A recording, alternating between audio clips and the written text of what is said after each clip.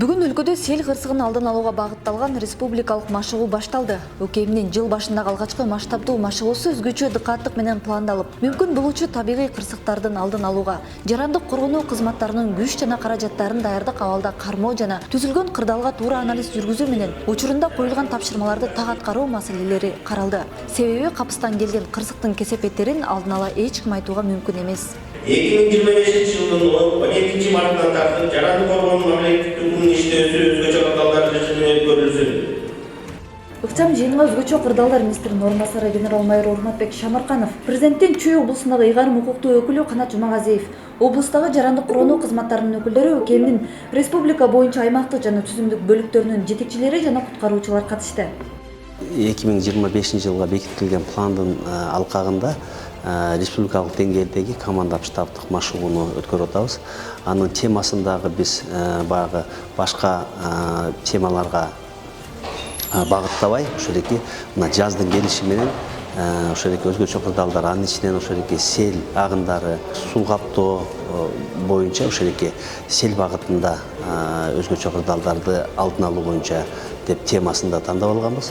Ар бир өзүнүн багыты боюнча ишти көргөзмө кылып беребиз жана ошондой эле аны кагаз жүзүндө иштеп чыгууга жана ошондой эле бардык коюлган тапшырмаларды кагаз жүзүндө кандай аткарыш керек, практикалык нукта кандай аткарыш керек экени көргөзүлөт. Машыгуунун сценарийине ылайык Кыргызгидрометтин нөшөрлүү жаан-жай тургандыгы боюнча шашылыш билдирүү маалыматы ÖKM'дин кризистик кырдаалдарда башкаруу борбору тарабынан 12 мүнөттө жеткирилип, калкка кабарлоо жана тиешелүү кызматтарга жеткирүү 90% түздү. Анын негизинде сел суусу өтүүчү канал жана сайларды тазалоо жумушу Чүйдүн 8 районунда аймактардагы жарандык коргонуу кызматтары тарабынан жүргүзүлүп баштады. Бул иш-аракет реалдуу негизде жүргүзүлүп, чыныгы шарттагы даярдыгы да бааланууда. Biz şunu her bir rayonda birden объекте bağı su taşıp ketçü yerler, bağı sel ötközücü kanallarını bekip kalgan, tolup kalgan oşondoy yerlerde, uçastaklarda izildep çıkıp, именно oşa yerlerde tazalaylı dep şu maşığın alkağında çeçildi, çeçim çağrıldı. Табигый жана техногендик кырсыктар масштабына жана оорундук даражасына жараша 5ке бөлүнөт. Биринчи объектилик, экинчи жергиликтүү же айыл аймактык, үчүнчү райондук жана шаардык деңгээл, төртүнчү областтык, Бишкек жана Ош шаардык, бешинчи республикалык деңгээл.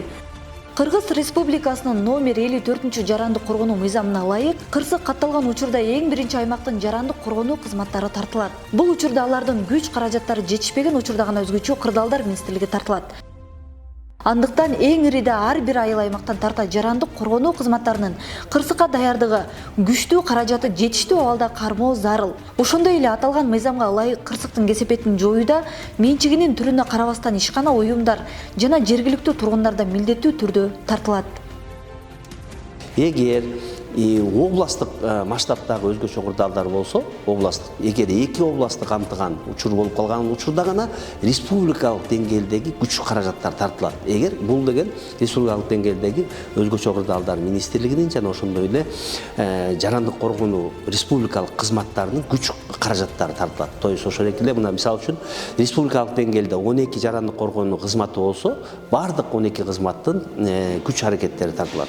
12 мартта башталган команда штабтык машыгуу 14 мартта жыйынтыкталат. Бул күнү Чүй облусунун Токмок шаарында сценарийдин негизинде машыгуу тилкелеринде практикалык көрүнүштөр аткарылмакчы.